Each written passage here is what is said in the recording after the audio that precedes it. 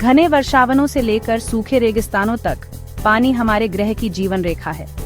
जैसे जैसे हमारी वैश्विक जनसंख्या बढ़ती जा रही है, वैसे वैसे इस अनमोल संसाधन की मांग भी बढ़ती जा रही है।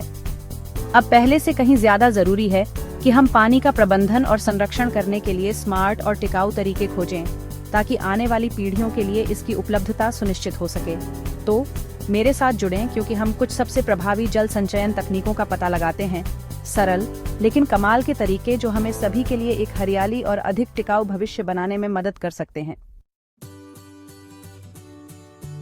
हजारों सालों से प्रकृति बारिश के साधारण लेकिन खूबसूरत चक्र के माध्यम से हमारे ग्रह के जल भंडार को फिर से भरती रही है। अब हम वर्षा जल संचयन के माध्यम से इस प्राकृतिक इनाम का उपयोग कर सकते हैं। कल्पना कीजिए कि आप अपनी छत पर गिरने वाले बारिश के पानी को इकट्ठा कर रहे हैं, उसे नालियों और पाइपों के माध्यम से ले जा रहे हैं और बाद में उपयोग के लिए उसे स्टोर कर रहे हैं। यह तरीका न केवल नगर निगम की पानी की आपूर्ति पर हमारी निर्भरता को कम करता है, बल्कि बाढ़ और मिट्टी के कटाव को कम करने में भी मदद करता है। पानी की कमी वाले क्षेत्रों में वर्षा जल संचयन एक जीवन रेखा हो सकती है, जो पीने, सिंचाई और स्वच्छता के लिए पानी का एक स्थायी स्रोत प्रदान करती है।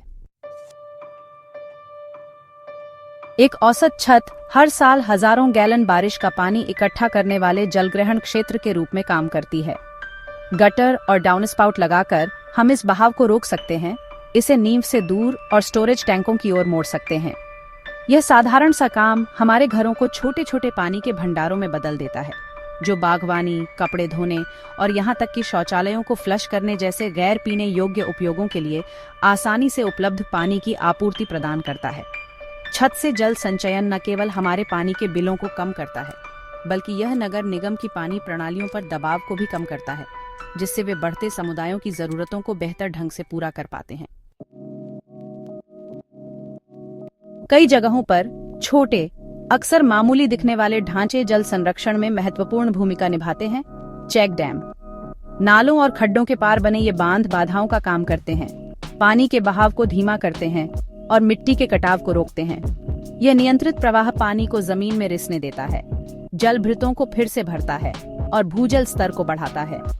चेक डैम शुष्क वातावरण में छोटे छोटे नखलिस्तान भी बनाते हैं, स्थानीय पारिस्थितिक तंत्रों का समर्थन करते हैं और वन्य जीवों और पशुओं के लिए पानी प्रदान करते हैं। सतह के नीचे भूजल भंडार की एक छिपी हुई दुनिया जीवन को बनाए रखती है। रिसाव वाले गड्ढे प्रवेश द्वार के रूप में कार्य करते हैं, जिससे बारिश का पानी इन महत्वपूर्ण जलभृतों को फिर से भर देता है। ये साधारण, अक्सर भूमिगत संरचनाएं अपवाह को इकट्ठा करती हैं, इसे मिट्टी और चट्टान की परतों के माध्यम से धीरे धीरे छानती हैं। यह प्रक्रिया न केवल भूजल को रिचार्ज करती है, बल्कि बाढ़ और मिट्टी के कटाव को रोकने में भी मदद करती है। रिसाव वाले गड्ढे शहरी क्षेत्रों में विशेष रूप से प्रभावी होते हैं, जहां कंक्रीट की सतहें प्राकृतिक भूजल पुनर्भरण को रोकती हैं।